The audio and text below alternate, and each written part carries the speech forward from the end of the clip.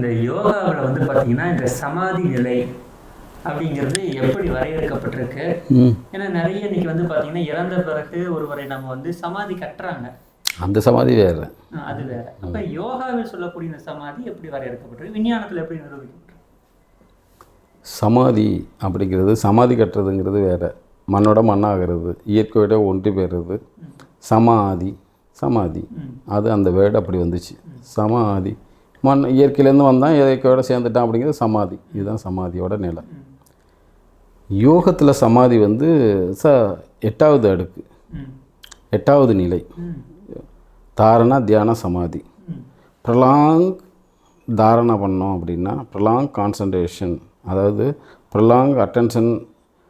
எப்படி சொல்லலாம் அப்படின்னா ஒரு 2 நிமிஷம் இது அட்டென்ஷன்லேயே இருந்தீங்க அப்படின்னா அது கான்சன்ட்ரேஷனுக்கு மூவ் ஆகும். இது தாரணாலேருந்து கொஞ்சம் ரொம்ப நேரம், தாரணாலே ரொம்ப நேரம் இருந்தீங்கன்னா தியானத்துக்கு போவீங்க. ப்ரலாங் கான்சன்ட்ரேஷன் ஸ்கால்டு வந்து சமாதி. இல்லை நீங்கள் இது ஒரே லைனில் சொல்லணும். இப்போ வந்து ஃபஸ்ட்டு என்ன வரும், தாரணாவா மெடிடேஷனா? எல்லாமே ஒரே லைன் தான். அதான் தாரணா தியான சமாதி. தாரணா தியான சமாதி. சமாதி தாரணா வந்து இவ்வளோ நேரம் தியானமாக மாறும், தியானம் இவ்வளோ நேரம் சமாதியாக மாறும். ஒரே அதான் எல்லாமே ப்ரலாங். தாரணா தியானா சமாதி இந்த 3த்தையும் சேர்ந்தா சம்யமம்னு பேர். இது 3க்கும் பேர் சேர்ந்தா சம்யமம் பண்ணுறதுன்னு அர்த்தம். ஒரு சித்தியை அடைதல்னு அர்த்தம். ஒரு சமயமம் பண்ணால் தான் ஒரு சித்தி கிடைக்கும். இது என்னென்னா ப்ரலாங் மெடிடேஷன் இஸ் கால்டு சமாதி. ப்ரலாங் தாரணா இஸ் கால்டு மெடிடேஷன் சொல்கிற மாதிரி ப்ரலாங் ரொம்ப நேரம் மெடிடேஷன் பண்ணோம்னா அதுக்கு பேர் சமாதி. இதுக்கு தான் அவர் சமாதின்னாங்க. சமாதியில் என்ன கிடைக்கும் அப்படின்னா மனசு இல்லாத நிலை, உண்மணி அவஸ்தா, மனோன்மணி அவஸ்தா அப்படின்னு அவங்க ஹதயோகாலின்னு சொல்லுவான். நம்ம இதில் வந்து நிர்பீஜ சமாதி பதாஞ்சலி சொல்லுவார். சவிதர்க்க சமாதி அப்படின்னு அவர் ஒரு 6 சமாதி சொல்லுவார். அதில் ஒரு சமாதியில் எந்த வகையில் வேணுமாலும் நம்ம அடைஞ்சிக்க முடியும். சமாதினா மனம் இல்லாத நிலையில் கொண்டு வந்து நிப்பாட்டுறது. அவர் மனசை நிப்பாட்டணுன்னார்ல, அந்த மனசை சுத்தமாக பூஜ்ஜியமாக ஆக்குறது. மனம் எங்கே இருக்கோ அங்கே வந்து மூச்சியும் இருக்கும், பிராணமும் இருக்கும். இந்த இடத்துல மனம் நின்றுடுச்சு அப்படின்னா பிராணமும் கட் ஆகும். அதுதான் ஒரு சீக்ரெட். நீங்கள் வந்து இப்போ உங்கள்கிட்ட உங்கள் மைண்டை வந்து அனலைஸ் பண்ணுறோம், அலைகளை வந்து கவுண்ட் பண்ணுறதுக்கு ஒரு எக்யூப்மெண்ட்ஸை நம்ம வச்சுட்டோம் மைண்டுக்கு. எப்போ வந்து உங்களுக்கு வந்து அலைவரிசை அப்படியே கம்மியாகும் அப்படின்னா மனசோட அலைவுகளை வந்து கம்மிப்படுத்திக்கிட்டே வரணும். அப்போ மனசோட அளவு கம்மியாக என்ன ஆகும் அப்படின்னா உங்களுக்கு மூச்சும் கொஞ்சம் கொஞ்சமாக அப்படியே வெனீஸாக ஆரம்பிச்சிடும். உங்களுக்கு சப்ளை கம்மியாக, பிளட் சர்க்குலேஷன் அப்படியே நிறுத்திக்கிட்டே வருவீங்க, ஹார்ட் பீட்டெல்லாம் கம்மி பண்ணிக்கிட்டே வருவீங்க. அப்போ நம்மளுக்கு வந்து என்ன தேவைப்படாது, மைண்டோட பல்ஸு கம்மியாகிட்டே வரும், ஹார்ட் பீட் கம்மியாகும், வேலை ரொம்ப குறையும். ஹார்ட் பீட்டு ரொம்ப 0 வரைக்கும் போகிற அளவுக்கு வரைக்கும் 4 போயிருக்கு. ரொம்ப கம்மி பண்ணிக்கிட்டே வருவாங்க. அப்போ மைண்டோட இயக்கத்தை வந்து ரொம்ப 0வாக ஆக்குவாங்க. இந்த நிலைக்கு கொண்டு வர ப்ராக்டிஸ் பண்ணிக்கிட்டே வந்தோம் அப்படின்னா அது சமாதி ஸ்டேஜ். லாஸ்ட்டாக ஒரு கம்போடியன் மங்க், புத்திஸ்ட் மங்க், அவர் இறக்குறத எப்படி வந்து நம்ம வந்து அதை ஃபுல்லாக மேனுவலாக இறந்து காமிக்கிறது எப்படின்னு செஞ்சு காமிச்சார். வருவார், என் கை கீழே விழுந்தோட நீங்கள் தூக்கிட்டு போயிடுங்கன்றாரு. அது மாதிரி வருவார், படுப்பார், அவ்வளோதான். அப்படியே நாடி அப்படியே இறக்குவார், நாடியை சுத்தமாக வெனிஸ் பண்ணிவிடுவார், டெத் ஆகிடுவார். அப்படியே தூக்கி வைப்பானோ தூக்கிட்டு போயிடுவானோ. வீடியோ இருக்குது யூடியூப்பில் பார்த்தீங்கன்னா அந்த வீடியோ நம்பகத்தன்மை வந்து நீங்கள் அதில் போட்டிருப்பாங்க. ஓகே, இதுதான் நம்ம இந்த சமகாலத்தில் பார்த்தா. ஸோ கோமாவில் உள்ளவங்களையும் சமாதி ஸ்டேஜின்னு தான் சொல்லலாம். பச்சையாக சொல்லணும் அப்படின்னா சொல்லலாம். திரும்ப வந்துட்டு கோமா திரும்பிச்சு அப்படின்னா அவர் கான்சியஸ்க்கு அது ஐனஸ்ன்னு ஒன்று இருக்குது, அகங்காரம்னு நம்ம சொல்லுவோம். நம்மளோட இருப்பை உணர்ந்துக்கிட்டே இருக்கணும். நம்ம இருப்பை உணர்ந்துக்கிட்டே இருக்கிறது வந்து கான்சியஸ் ஐனஸ். நம்ம இருப்பை வந்து இந்த ஐனஸ் தன்னிலையை மறக்கிறோம்ல, அந்த தன்னிலையை வந்து ஐனஸ் நம்மள்டேருந்து போயிடுச்சு அப்படின்னா நம்ம வெஜிடபிள் ஆகிடும். அந்த வெஜிடபிள் ஸ்டேஜில் இன்னொரு ஸ்டேஜ் தான் வந்து கோமா. புரியுதுங்களா? இப்போ இந்த வெஜிடபிள் ஸ்டேஜில் அது இருக்கும், ஐனஸ் இருக்காது. ஓகே. இந்த ஐனஸை திருப்பி கொண்டு வர இந்த அபிலிட்டி தெரிஞ்சவங்க வந்து சமாதியை பழகிட்டாங்கன்னு அர்த்தம். இதை விட்டவங்க இறந்து போயிட்டாங்கன்னு அர்த்தம். இவ்வளோ தான்.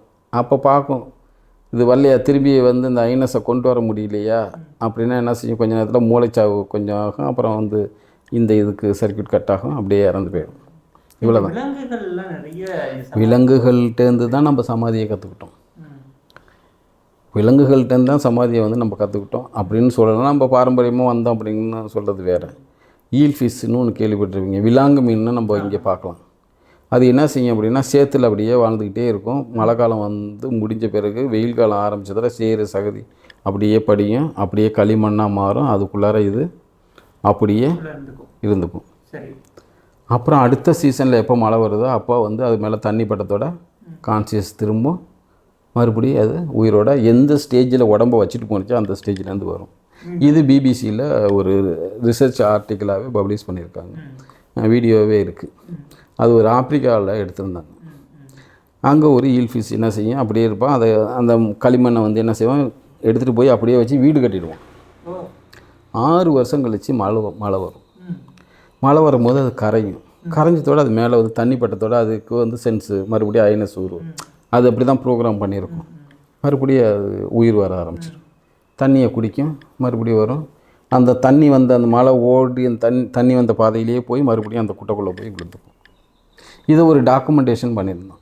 இது மட்டும்தான் அப்படி செய்யுதுன்னா, பனியில் வாழ்கிற தவளைகள் பனியோட பனியாக அப்படியே இருந்துடும். 6 மாதம் 1 வருஷம் அப்படியே கிடக்கும். எப்போ பனி உருகுதோ அப்புறம் திரும்பி வச்சு ஓடும். அந்த ஸ்டேஜ் சமாதி ஸ்டேஜ். இப்போ நீங்கள் சொல்கிற மாதிரி இந்த சமாதி என்பது உயிர் போயிட்டு வருது அப்படின்னு வச்சுக்கிறதா, இல்லை உயிரை தாண்டி ஆன்மா அப்படிங்கிற ஒன்று வந்துட்டு போகுதா? இந்த ஐனஸ்ங்கிறது எதை குறிப்பிட்றீங்க? ஐனஸ் தான், அதாவது உணர்வுன்னு நம்ம சில இடங்களெல்லாம் சொல்லுவாங்க. பெரிய பெரிய மடங்கள்லாம் உணர்வை பிடிச்சிக்கா, உணர்வு தான், உணர்வை பிடிச்சிக்க அப்படின்னு சொல்லுவாங்கள்ல. இந்த ஐனஸ் தான் நம்ம இருப்பை காமிக்கிறது. நீங்கள் இருக்கீங்க அப்படின்னா உங்களோட இருப்பை தெரிவிக்கிறது ஐனஸ் அப்படிங்கிற. இன்னும் சான்ஸ்கிரிட்டில் சொல்லணும்னா அகங்காரன்னு சொல்லுவான். அகங்காரகன், அகத்தின் காரகன் அப்படின்னு அர்த்தம். அதுதான் அகங்காரன் அப்படின்னு பேர். இதுதான் நம்ம இருப்பை தெரிவிச்சுக்கிட்டே இருக்கும். இதை ஷிஃப்ட் பண்ணுறதுக்கு தான் இதுதான் ஆன்மான்னு இன்னொரு வகையில் சொல்லணும். நான் எழுதின புக்கில் வந்து அது நீ அப்படின்னு ஒரு புக் எழுதினேன். அதில் இந்த ஆன்மாவை பற்றிய ஒரு ரிசர்ச். அதில் சொல்லும் போது இந்த இருப்பை தான் நீ வந்து சொல்லிக்கிட்டு இருக்க. உன் இருப்பு இல்லை அப்படின்னா நீ டெத்து. இருப்பை வெளில கொண்டு போய் இருப்பு நிலையை நீ உணர்றது தான் உன்னோட இது. அதுதான் வந்து இருப்பு தான் நம்மளை என்ன செய்யும் அப்படின்னா பெயின் அண்ட் ப்ளஸரை வந்து அதுதான் வந்து நம்மளுக்கு வந்து கிரகிக்கும். பெயின் அண்ட் ப்ளஸரை வந்து அதுதான் கிரகிக்கிறதுக்காக தான் உட்காந்துருக்கு. இந்த இருப்பு இல்லை அப்படின்னா செத்து போயிடுச்சுன்னு அர்த்தம். இந்த இருப்பை தான் நம்ம வந்து ஆன்மாங்கிறோம். உயிர் ஒன்றும் போயிட்டு வராது. உயிர் போனது தான், வந்தது தான். உயிர் போயிட்டுலாம் வராது. உயிர் ஒரு 6 நிமிஷம் வந்து நம்மளோட என்டையர் சிஸ்டம்ஸ் வந்து நின்றுடுச்சு அப்படின்னா அவ்வளோதான், ஃபங்க்ஷன் பண்ணாது, விட்டுடும். அப்புறம் டீகம்போஸ்க்கு போயிடும், டீகம்போஸ் ஆகிடும். 6 நிமிஷம் நீங்கள் வந்து எல்லா சர்க்யூட்டும் மேட்ச் பண்ணி, அதாவது கோரிலேட் பண்ணி ஒர்க் ஆகலை அப்படின்னா அது டீகம்போஸ் பிரிய ஆரம்பிச்சிடும். அது தனித்தனி வேலையாக தனித்தனியாக பிரிஞ்சு மறுபடியும் மண்ணாக போயிடும். இது உயிர் போகிறது இல்லை. ஆன்மா கான்சியஸ் ஐனஸ்ன்னு சொல்லக்கூடிய தன் இருப்பு நிலையை தான் நீங்கள் ஷிஃப்ட் பண்ண போகிறீங்க. இதுதான் சமாதியில் வந்து உடம்பு இருக்கும், ஐனஸ் போயிடும், தன் இருப்பையை இல்லாமல் ஆக்கிடுவாங்க. ஆன்மா வந்து இல்லாமல் இருக்குன்னு வச்சுக்கலாங்களா? ஆன்மா இல்லாமல் இது அதுதான் எக்ஸாக்டாக. இப்போ இந்தியன் ஃபிலாசபியில் ஆன்மாவும் இல்லாமல், ஆன்மாவை ஷிஃப்ட் பண்ணுறது, ஆன்மாவை வெளியில் கொண்டு வர்றது, உடலை விட்டு பிரிக்கிறது அது சொல்லலாம். பொசஷன்னு வந்து சைக்காலஜியில் சொல்லலாம். பொசஷனை மாற்றிக்கிறது அப்படின்னு சொல்லலாம். இப்படி தான் இருக்குது. இதுக்கு ரிசர்ச் இருக்குது. பொசஷன் மாற்றுறது. மனம் இல்லை, மனம் வந்து உடலை சார்ந்தது. உடல், உயிர், மனம், அறிவு இதெல்லாம் வந்து நம்ம உடலை சார்ந்தது. அம்மாகிட்டேருந்து வர்றது, அப்பா அம்மாகிட்டேருந்து வர்றது. எக்ஸ்டர்னலாக ஒரு ஆள் வந்துட்டு போவார், வாடகை குடியிருக்கிறது, யூசர் ஒருத்தர் இருக்கார், அதுதான் இருப்பு, ஐனஸ் தன்கிறது. உடம்பு சரியில்லைன்னா எனக்கு 2 நாளில் சரியாக போயிட்டுனா எனக்குன்னு அவரே சொல்லுவார். அந்த எனக்குன்னு யாரை சொல்கிறேன்னா இந்த உடம்பு பார்த்து சொல்லுவார். அப்போனா இவர் ஃபாரினர்ஸ் தானே வர அர்த்தம். அதுதான் ஆன்மா, அந்த ஐனஸ் தான். அவர் வந்து நம்ம உடம்பை ஆப்ரேட் பண்ணி பெயின் அண்ட் ப்ளஸரை எடுத்துகிட்டு போவார். இந்த நினைவுகளை தான் எடுத்துகிட்டு போவார். அதனால தான் அந்த புக்கோட பேர் என்னன்னு போட்டிருப்பேன்னா, அது நீ நினைவுகளை சுமக்கும் ஆன்மா அப்படின்னு பேர் போட்டிருக்கோம். ஓகே.